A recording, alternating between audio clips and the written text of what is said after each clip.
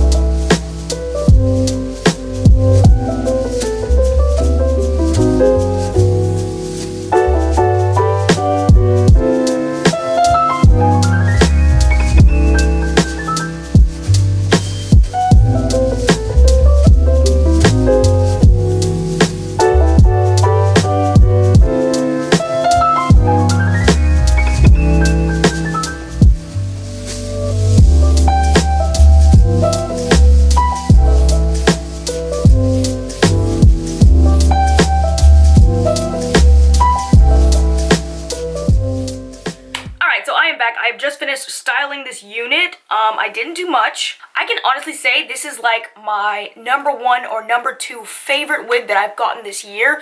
This wig is so bomb, and it does not fit whatsoever. It is like, however, I wanted to show you like the power of an elastic band and how to sew one in because I did get a lot of questions on that. And this was like a great example because it's way too big, yet the front is like secure. It's not gonna go nowhere. You're good to go. Elastic bands really work, and as you can see, the top is like flush against my skin, and I don't need to glue down anything, and there's no like ear tabs floating around. You can still wear a wig if it's way too big for you, no problem. I just don't like the feeling of something floating around on my head. If you can see, this is like way too big for me.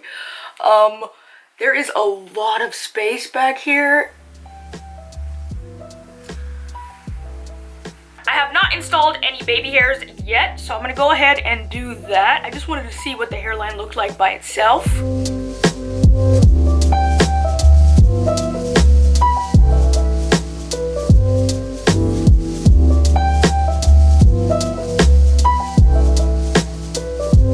So I got some comments on my Instagram and in my comment section on YouTube about how exactly to sew in an elastic band. Don't worry, there is no such thing as a dumb question. Everybody has to start somewhere. You gotta learn at some point in time. I noticed I have a lot of new wig wearers. I highly recommend sewing in an elastic band yourself and sewing it in a lot closer to the edge of the wig than the ones that would come with an elastic band already sewn in. The ones that come with an elastic band already sewn in tend to sew the elastic band a bit farther back, which is nice, but the edge of the wig will actually be lifting, and you need to like put that down or wear it in a style where your ears are not showing. However, if you sew an elastic band yourself, you do not have that problem, and you can't see the tab here lifting. This wig did not come with an elastic band, so it's a great opportunity to show you guys how to sew one in. First, you are going to need some sewing thread, a sewing needle which is curved. Trust me, it helps. You can get this at your local beauty supply store. It's usually not out in the store. They're usually behind the counter. You just have to ask for them. Some scissors, and you're gonna need an elastic band. I'm just using this one that already has hooks. You can just use a normal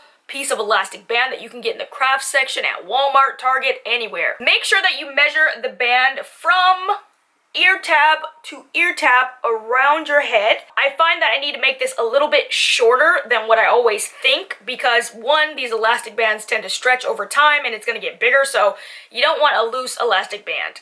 First, I'm gonna cut off the lace on the edges just so that the hair is like the start of the lace. This is exactly where I'm gonna sew in my elastic band.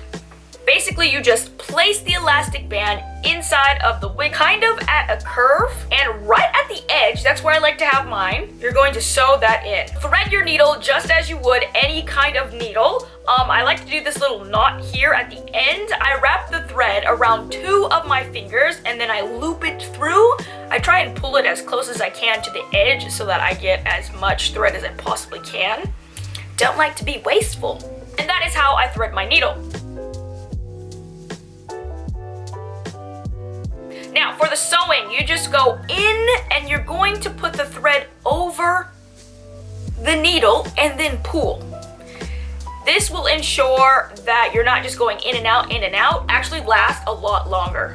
When you're done, cut the thread and make sure to leave enough space. You are going to use the 2 ends and tie them as you would like shoelaces a couple of times.